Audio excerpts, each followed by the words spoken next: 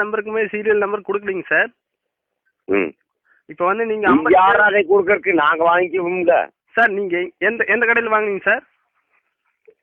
கடையை பத்தி நீ கேட்காத, யாருன்னு மட்டும் சொல்லு சார். நாங்கள் கஸ்டமர் கேர்ல இருந்து பேசுறோங்க சார். உங்க நம்பரு, ஐடி கார்டு, உங்க அட்ரஸ் இதெல்லாம் வந்து நீங்க சொல்லணும் சார். இப்போ வந்து இந்த வெரிஃபிகேஷனுக்காக வந்து எஸ்பி ஆபீஸ்ல இருந்து எங்களுக்கு வந்து இது பண்ணிருக்காங்க. கோயம்புத்தூர் எஸ்பி ஆபீஸ்ல வந்து சொல்லியிருக்காங்க சார்.